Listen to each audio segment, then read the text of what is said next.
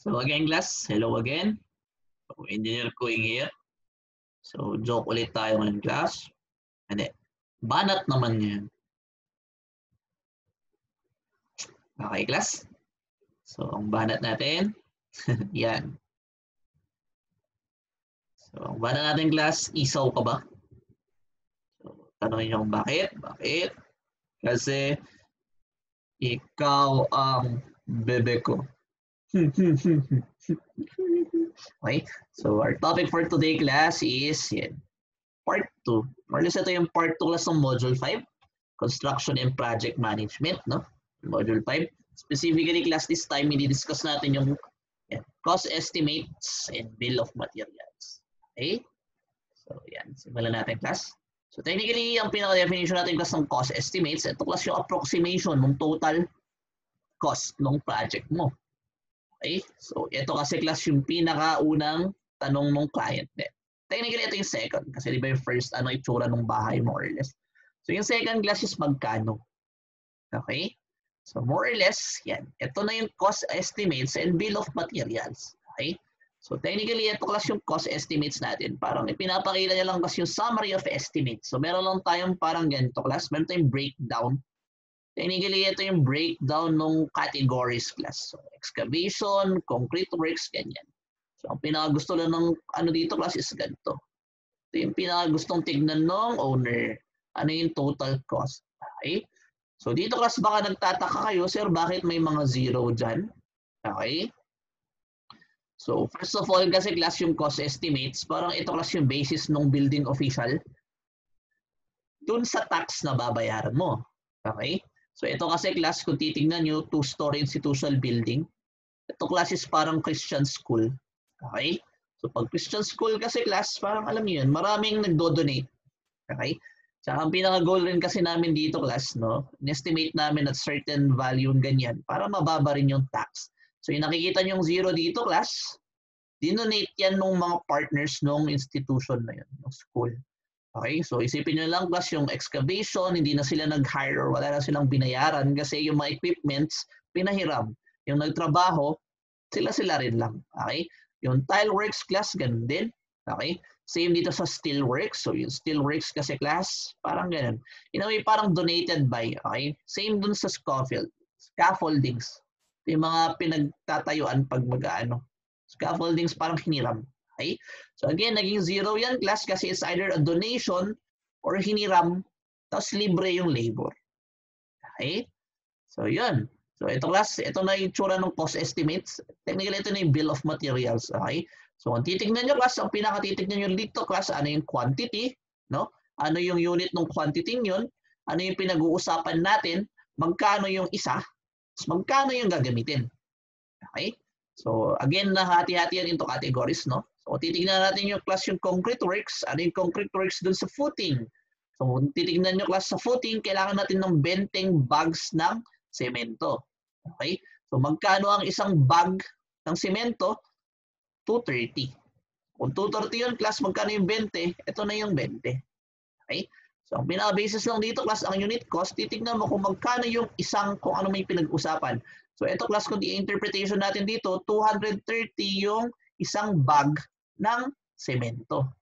Okay? So parang ganyan class yung interpretation niya. Gets ba? So ano pa yung mga makikita natin class? So makikita nyo lang dito class yan. So sa usapang concrete works class, ano yung mga concrete work materials? Andito yan. So kung titignan nyo class, andyan yung semento, yung sand, gravel, tas yung mga gagamiting bakal. Andito rin class yung panali. Yan yung tinatawag natin GI wire. Okay?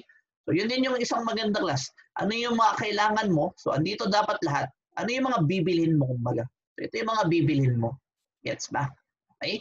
Titignan nyo class para sa masonry works. So again, pag masonry works, di ba, ito yung mga walls, mga concrete hollow blocks. So yan. So ito class yung mga bibilhin mo. Okay? So ito rin yung isang maganda. So yan yung bibilhin class. Ito yung ilang piraso. Ito yung unit cost. Ito yung total cost. Gets ba? Okay, so yan. So sa tiles class, anong tiles? So yan. Carpentry works class, more or less, yeah. Ito. So anong kahoy yun? Anong yan. Andito lahat ng specs. So andito yung magkano ang isa. Tapos yung total cost nila. Okay? So again, class, yung nakikita yung zeros dito, ito kasi na-donate. Okay? Tsaka more or less wala. Kaya rin siya zero. Gets ba? So, yan. Okay? So, yeah. More or less, kaya ito naging zero class kasi more or less hindi namin sinama. Kasi naka-Excel. So, parang ito class, donated na lahat yan. Kaya ginawa na namin zero to class para ang labas doon maging zero din. Okay? So, scaffoldings. Yan. So, dito yung concrete nail. Yan. Okay? So, painting works. Ano yung bibilin mo class para sa mga painting? Yan. Ilan yung bibilhin? Something ganun. Okay, ganyan lang yung meaning niya. So, sa plumbing glass, so ito. So, again, ano yung mga bibilhin? Yan, no? Ilan yung mga bibilhin? So, ilan yung magagastos? Okay, ganun lang interpretation natin class. Ito na yung cost estimates yung birba. So, sa electrical class, again, ano yung bibilhin? Ilan yung bibilhin? Magkano yung magagastos? Okay? Yan yung interpretation natin. So, dapat alam nyo lang kung paano. Okay? So, yung pinakamaganda dito, class, hindi ka na mag-iisip. Kasi andito na lahat, nakasulat na dyan lahat kung ano yung bibilhin mo, ano yung specification niya, tapos ilan. Okay? So, more or less, class, yun. So, cost estimates, kasi cost estimates and bill of materials. Okay? So, technically, yung cost estimates natin, class, yun yung harap. Yun yung first page. Para yun yung summary of estimates. Pero tayo tinatawag na bill of materials. So, bill of materials, class, ito na yung susunod. Yung parang mas detailed bill of materials. Okay? Tapos, after bill of materials, class, meron rin tayong tinatawag na bill of quantities. Okay? So, anong difference, class, ng bill of quantities tsaka yung bill of materials? So, technically, ang bill of materials, class, andyan kung magkano. Okay? So, bill of quantities naman, class, more or less, walang presyo dito. Gusto niya lang ipakita kung ano yung more on sa description. Okay? So, more or less, pinapakita dito, class, kung ano yung sakop, ano yung dimensions, ganun. Okay? So, titingnan natin, class, again, difference. So, bill of materials, pinapakita niya, class, kung ano yung materials, listahan ng materials, tapos yung cost nila. So, ganyan yung example, class. Okay? So, yan. So, yung cinema tiles, magkano, tapos ano yung total cost. Okay? So, ilan? Yan. Per square meter. Ganun. So, ang difference naman, class, sa bill of quantity, more or less, pinapakita nilang yung kung ano yung materials, tapos ano yung descriptions niya. More on yung, ganun, ano yung quantity niya measured. Okay? So, kung titignan nyo, class, ganyan. Okay? So, kung titignan nyo, di ba, difference yan. Bill of materials, class, yan, may amount, may unit price, tapos yung total babayaran. Okay? Bill of quantities naman, class, ano lang, more on, di ba, yung paint. So, ano yung pipinturahan? Saan yung pipinturahan? Ilan yung pipinturahan dun? Okay? So, ano yung remarks? So, ganyan. Nasabihin, parang i-detail. Okay? So, ganun yung difference nila. Again, class, bill of materials. Ano yung difference niya sa bill of quantities? So, nasa name mismo, class. Bill of materials, more or less, andun yung prices. Okay? Bill of quantities naman, class, andun yung measurements. Ano yung remarks niya? Titignan niyo dito, class, di ba? Yan. So, specify niya pa ulit kung gaano kalaki, gaano katangkad, kung ano yung pipinturahan. Okay? More on description, class, yung bill of quantities. Andun lahat yung pinaka-dimension or yung quantity, class, nung item na to. Okay? So, tuloy-tuloy lang tayo. So, technically, class, meron tayong tinatawag, class, na total project cost. Okay? Kumbaga, di ba, kasi ang pinag-usapan natin dito, class, is yung cost estimate. So, dapat, kaya mo yung project, class, magkano yung pinakababayaran mo dun sa project. Okay? So, sa book, class, ito yung mga parang consideration niya. Sa libro to, class, no? So, ang pinakalaman, class, yan, no? So, parang yung total capital cost, class, is made up of, yan, professional engineering cost. So, ito, class, yung ibabayad mo dun sa hinire mo na engineer. Okay? So, sa construction cost naman, class, andito lang yung labor, o yung bayad mo dun sa gagawa, tapos, yung bayad mo sa materials. Okay? Tapos yung legal, ito, class, as one na lang siya. So, yung legal land cost, class, more or less, sabihin na lang natin, class, ito yung pabahay. May iba kasi, class, diba, yung may mga stay-in kasi. Sabihin na natin merong stay-in na trabahador. Diba, manggagaling yan Mindanao class. Siyempre, hanapan mo siya ng bahay. Okay? Something ganun. So, sabihin natin ganun. Okay? Meron din, dyan rin yung parang land. Sabihin natin, yung bayad mismo class nung lote mo. Okay? Tapos ito. So, meron din yung class yung admin staff mo. So, hindi kasi sa kasama class, more or less. Kasi diba, sa construction labor class yung mga gagawa. So, paano mo babayaran class yung security guard? Yung mga ganun. Tapos yung sa admin staff, yung mga higher ups, something ganun. Okay? Tapos meron rin tayong contingency class. So contingency class, parang yan yung, kailangan mo i-foresee kasi class, di ba? Wari, siguro, na-foresee mo na babagyo. Hindi mo naman malagyan class ng parang pinaka amount class, yung mga gagastusin nyo pag bumagyo, di ba? Siguro masira yung nandun class, nabasa, may nasira, kailangan yan, no? Yan yung contingency. Dito papasok yung class. Okay? Tapos pag may accidents, di ba? Pag na-aksidente class, dagdag kita na naman yun. I mean, dagdag costs. Okay? Tapos kasama rin dyan class yung, siguro 2 years kasi yung construction phase nyo class. Every year kasi class, nagmamahal ang materyales. So dito mo na rin ilalagay class. As in, ito yung class yung mga costs for the unknowns. So kailangan mong i-foresee class kung ano yung mga unknowns na yun. Maglagay ka ng contingency cost. Okay? So, titignan nyo class, ito yung mga mas detailed. So, medyo basahin nyo na lang, no? Ito yung mga detailed discussion class ng professional. So, again, ito lang class yung bayad mo sa engineer. Okay? Yung bayad mo sa labor tsaka materials. Ito naman class yung sa admin, tapos yung land and legal financial cost. Okay? Yung mga contingency allowance natin. Okay? So, sa ating class, for the sake of our discussion, ito yung consideration natin sa mga total cost. So more or less class, yung total cost natin class, manggagaling siya dito. Okay? So meron lang tayong tinatawag class na direct cost, tapos meron tayong indirect cost. Okay? So ano yung direct cost natin class? So technically, ito yung formal definition natin class ng direct cost. So more or less yung mga direct cost natin class, yun yung kasama sa kontrata. Kasi di ba more or less may kontrata kayo ng owner class. Ano yung mga cost na nandun sa kontrata. So more or less class, ang mga direct cost natin, yan. Ito rin yung mga cost na talagang super dikit sa class sa project. Kung ano yung mga gagastusin mo talaga, yun yung nasa kontrata. Madaling sabi class, yan yung materials, tapos yung labor. Okay? Indirect cost naman class, ito yung mga hindi kasama sa kontrata.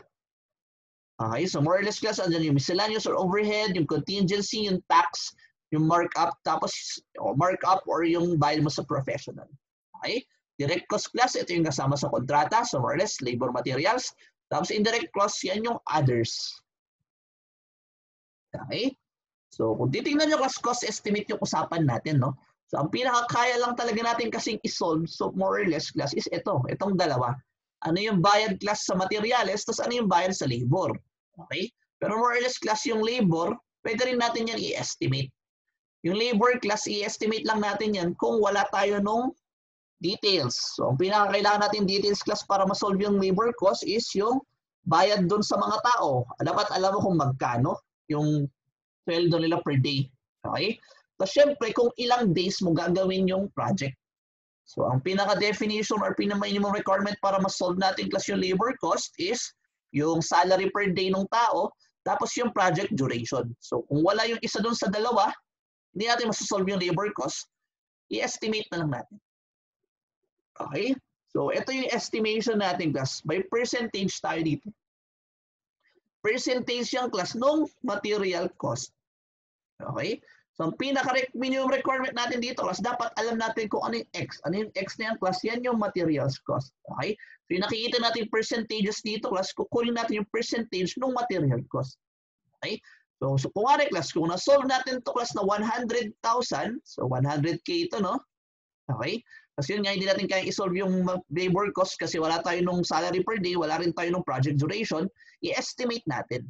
So ito na yung mga estimate natin. Dito papasok plus yung mga percentages na yun. So as long as, yan, ito yung estimate natin class, as long as pasok ka dito sa range, makukuha mo. So sabihin natin class, 40% ng materials cost. So kung 40% yung class, masasabi natin, yung labor cost mo, 40K. 40,000. Okay?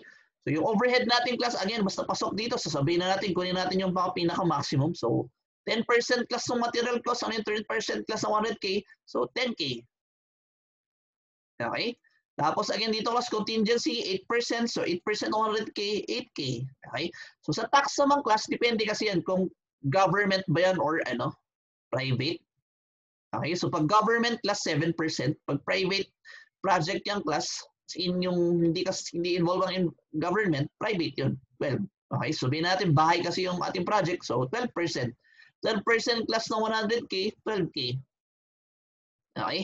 So, markup or yung professional fee mo, so 12K na rin, 12%, 12% 100K, 12K.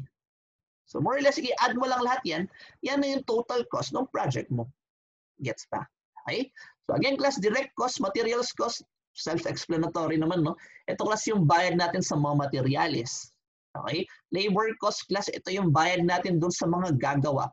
So, andyan, class, yung labor mo, yung skilled mo, andyan na rin si foreman. Okay? So, more or less, yung labor cost, class, hindi kasama si engineer dyan. Kasi si engineer, class, andito siya sa professional fee or markup. Okay?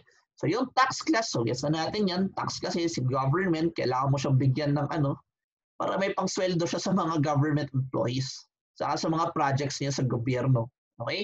Again, class contingency, na-explain na natin yan, no? Ito, class, yung mga cost na kailangan mo i-foresee. So, again, class, kasama dyan kapag may typhoon, di ba? Kasi more or less pag typhoon, class, may mga masisira dyan or mababasa, so kailangan palitan. Consider mo yan, okay? Yung mga aksidente, yung pambayad mo sa mga hospital fees ng aksidente or kung ano man yung na-aksidente, okay? Tapos yung materials, pagtaas ng materials. So, andyan lahat yan, class, contingency. So, sa overhead naman, class, tas miscellaneous, more or less, ito class yung pang-merienda. Ayan, pang-merienda mo, yung bayad mo class sa delivery fee, yung ganun. And all. Okay? Gets ba? So, ang galawan natin dito, class, again, lahat to, naka-base siya. Naka-base yan, class, percentages yan. I-multiply mo, class, doon sa nakuha mong materials cost. Okay? So, ito, class, ito more or less, actually, yung mga percentages na yan, depende doon sa estimate. Okay? Pero sa ating class, for the sake of our discussion nga in class, ito yung parang pinaka-basis nyo. Okay? Para consistent lang tayo. So, more or less, class, pag nagsasolve tayo later on, basta pasok siya dito sa range, okay lang. Okay? So, titignan nyo, class, dito sa tax, dalawa lang yan, wala siyang range. Gets ba? So, titignan nyo, class, yung parameters, tapos yung percentages, nagdepende yan, class, dun sa project, tapos yung contractor na gagawa. Okay? Yung indirect cost rin naman, class, ito. So, titignan indirect cost, depende ulit yung class, dun sa nag-estimate. Okay? So, pwedeng sabihin mo, class, ang kasama dito. So, itong dalawa, class, matic yan. Meron lagi yan. Okay? Dito, class, pipili ka. So, it's either contingency ka lang or tax. So, pwede mong alisin to, pwede mo rin alisin yun. Okay? So, ano ba yung sample class? Ito. So, kuwari class yung kliyente mo, kaibigan mo. Siyempre, di ba? So, ang pangit naman class na ipakita mo dun sa estimate mo na meron kang professional fee. Kumbaga may sweldo ka. Okay? So, pwede mong alisin yung class. Gets ba? So, pwede ka mag-alis actually. So, since kaibigan mo, class, sabihin natin wala kang sweldo. Pero may mga roundabout yan, class. Pwede mo naman idagdag dito, class, sa contingency. Kasi diba contingency? Pwede mo itago dyan. Diyan mo na lang idagdag, class, yung sweldo mo. Para lang, class, hindi makita nung kaibigan mo na bakit may sinisingil kang, alam mo yun, presyong kaibigan. More or less, tanggalin mo na to. Okay? So, since hindi ka rin naman mabubuhay, class, ng libre, dito mo na lang ilagay yung sweldo mo. Gets ba? Yun, parang pwede mo kasi i-manipulate yan, di ba? Pero again, class, for the sake of our discussion, ito muna yung gagamitin ng percentages. Okay? Gets ba? So, yeah. So, ito kasi yung isang sample ng project estimate. So, ito kasi, class, ang project natin, railings lang ng balcony. Okay? So, kung titignan nyo, class, yung percentage dito, more or less mataas yan kasi para naman may bayad ka. So, again, class, pwede mo actually talagang i-control kung ano yung percentage. Okay? Depende na lang kasi talaga yun kung ano yung project, tapos kung sino yung in charge ng estimate. Okay? So, kung titignan nyo, class, balcony railings yan, no? So, kaibigan ko rin kasi yung nagpagawa. So, yung estimate ko, hindi ko na linagyan ng professional fee. Pero more or less class, may contingency. Andito yan class. More or less parang andito na rin yung sweldo ko. Okay? So, ganyan. So, again class, dapat lagi meron yung direct cost. Laging meron yan class. So, matik may materials cost, tapos may contingency. So, ang nilalaro mo na lang dito kasi is yung indirect cost. So, pwede mo alisin yung andon. Okay? Pwede rin wala. Gets ba? More or less nasa estimator talaga yan. Okay? So, titingnan nyo class, ito lang yung sinama ko, no? Again, dinaro ko yung percentage kasi nga maliit lang siya na project. So, ito na yung total cost natin. Gets ba? Okay? So again, ang pinaka-problema natin class kung titingnan kung babalikan nyo, dapat ang pinaka-isolve natin dito kasi is ito. Kasi pag hindi natin na-solve yan, kasi hindi na natin masosolve lahat. Okay? So paano natin class isosolve yung materials cost? So meron tayong tinatawag class na per square meter cost estimate. Okay? So ang galawan natin dito class, para ma-solve lang natin yung materials cost, kailangan lang natin class makuha yung total floor area. So kung ano man yung floor area class ng building mo, tapos ano yung kino-consider natin class na cost per square meter. Kasi di ba ang unit natin class ng floor area, square meter. So ang pinaka-solve lang natin dito class, magkano yung per square meter ng building mo. Okay? So ang solution natin dito class, yung cost per square meter na yan class, hati natin sa dalawa. Okay? More kasi class, ito ganito talagang galawan. So may hiwalay tayong bayad class sa structural works. So pag sinabing structural works class, di ba, yung kasama natin dun sa previous video, ito lang class yung framing. Okay? So andyan yung beams, yung columns, yung slab. Okay? Tapos ihiwalay na lang natin class yung tinatawag natin architectural finishing. So pag sinabing architectural finishing class, andyan na lahat. Ano yung tiles mo, ano yung paint, ano yung itsura ng wall, ano yung ikakabit natin class na lighting, ano yung CR natin, ano yung fixtures, ganun. So structural works class, andito lang yung skeleton, architectural finish, kasama na dito class yung architectural, yung electrical, tsaka yung plumbing. Okay? So yeah, considering yung structural works natin class, ang i-consider mo dito class is more or less asaan yung location ng project site. Okay? Yan yung parang din magva-vary class. Kasi isipin mo class kapag yung yung project mo class andun sa taas ng bundok. So pag bundok yan class, sabihin na natin walang roads. So pag walang roads class, hindi makakadaan yung delivery truck. Okay? Hindi niya madi-deliver yung materials doon mismo sa bahay na gagawin mo. So ang gagawin mo class, ilalagay mo dito yung materials, mag-hire ka ulit ng tao para iakyat pa ulit class yung yun. Yan yung tinatawag nating hauling. Okay? So i-consider mo class, kung may ganun, kumbaga asan yung location, mahirapan ka ba maakyat materials, yun yung basis mo class dito. So kung ang structural works natin class, mag-range yan from 10K to 14K. Basta pasok dito class. So ito yung, again, ito class for the sake of our discussion lang. Okay, para magka-idea kayo kung magkano. Okay? So basta mag-range dito class, pasok yung estimate mo. Okay? Usapang architectural finish naman class, depende na kasi talaga to sa owner. Kung yung owner mo class medyo lang, ang gusto niya yung simple lang, meron tayong tinatawag na basic. So pag sinabing basic class, andyan na yung mga siguro yung mga pailaw mo class, yung pinaka-simple lang talaga, yung most basic of all. So andyan siguro class yung incandescent bulb, fluorescent bulb, ganun lang yung mga ilaw mo. Okay? Pag sinabi namang mid-level finish class, more or less, siguro, nag-upgrade. So yung pailaw mo class, pailaw na lang muna example natin. No? Pailaw natin class, meron ka ng pin light. Alam mo yan, yung mga mahihinang lights class. Okay, so sa gitna class, andyan yung fluorescent bulb. Doon sa apat na gilid, meron tayong pin light. Okay, or siguro may pa-wall light ka na rin dito. Okay, so nag-upgrade. Pag high-end finish naman yan class, more or less, ito na yung pinakamahal sa lahat. So yung mga pailaw mo na class, hindi na lang siya fluorescent, hindi na lang siya incandescent bulb, chandelier na siya. Tapos sa gilid pa ng chandelier mo class, meron pa ulit yung mga pin light na yan. Okay, so ganyan class yung finish. Kumbaga ano yung mga ilalagay mo. Okay? Yeah, ipapakita ko mamaya. So pag basic finish tayo class, idadagdag mo lang 6K per square meter to per square meter cost. Okay? So pag mid-level finish tayo class, 9K. Pag high-end finish tayo, 4K. Okay?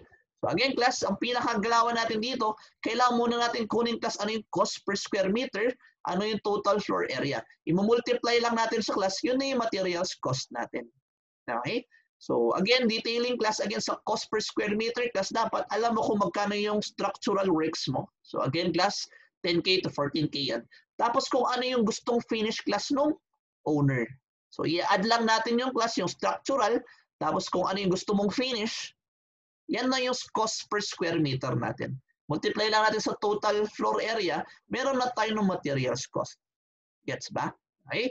So para mas ma-imagine nyo kung ano itsura ng basic finish, yan. Ano itsura ng basic finish class, no? Ano itsura ng basic finish? So ano itsura ng mid-level finish? Tapos kung ano yung high-end. So again class, pag basic, kasi yung pinaka-basic lang. So kung titignan nyo class, ganyan. Siguro may tiles ka class, pero yung tiles mo, flooring lang. Okay? So wala ka ng divider. Yes. Meron kang shower, meron kang water closet, meron ka pang sink. Okay, kaya yung pinaka-basic finish natin. Mid-level finish class, so magmamahal. Bakit class? Kasi maglalagay ka na ng mga cheche-bureche. Okay? So titignan nyo class, may pailaw ka na dyan, may palagay ka na ng stand doon. So medyo upgraded na rin yung shower mo, siguro may heater ka na dyan. So meron ka na rin divider, may pag-glass. Okay? So, may pa-konting interior. Ganyan naman class yung mid-level finish. Okay? So pag high-end na tayo class, as in ito na. Ito na yung mga pinaka-high-end. So siguro yan, tingnan mo, di ba? Yung sink natin glass, medyo high class na, ganyan. So yung toilet mo, siguro ito na yung self-flushing, yung galing Japan. Okay? So, may super interior ka kas. So titingnan mo kasi meron ka na rin bathtub. Tapos may mga paganyan ka na rin kasi. Yung mga lalagyan mo, may mga cabinets ka na yan. Yung ilaw mo kasi tatlo-tatlo na, apat-apat. Tapos may pailaw ka pa dun sa may cabinet. Okay? So ganito class yung more or less. So again, dito na nagva-vary yung prices natin. Okay? So, depende sa finish. Kung ano yung ilalagay dun sa kwan mo. Kasi di ba, isipin yung structural ka. So, itsura structural, may floor ka lang, may columns ka, may walls ka. Okay? Yung finish class, ito na yung paano mo i-finish. Paano mo tatapusin class. Okay? Paano mo tatapusin or ano yung mga ilalagay mong accessories mo. Yan na yung mga finishes natin. So, pag basic, again class, yung most simplest, yung parang simplest form lang. Mid-level class mag-upgrade yan ng konti, may konting interior. High-end class, ito na yung pinaka, as in sagad-sagad na class. Ang ganda-ganda na nung bahay mo. Okay? So, ganoon. So, again class, para ma-imagine nyo class, no? Yan. Para ma-imagine nyo class, mag-problem solving tayo. So, paano tayo mag-solve, kumbaga? Okay? So, ito na yung first problem natin. Yan. Okay, so palitin ko lang kasi ipakita ko lang yung ating board. Yan. Okay? Nababasa pa naman, no? So, problem number 1. Okay? So, ito class, again, ang ginagawa natin dito, parang may estimate nyo class. Kunwari, meron siguro nagpapagawa ng bahay sa inyo, no? At least, kaya nyo class i-estimate, rough estimate. Ito yung rough estimate class, no? Para at least, mabigyan nyo sila class ng total cost ng bahay. So, ang pinakakailangan lang natin dito class, yan. Tuturuan ko kayong paano mag-estimate ng bahay. So, pinaka-minimum requirement natin dito kasi dapat alam mo kung ano yung floor area. Gaano kalaki yung gusto niyang bahay. Okay? So, i-erase lang natin, no?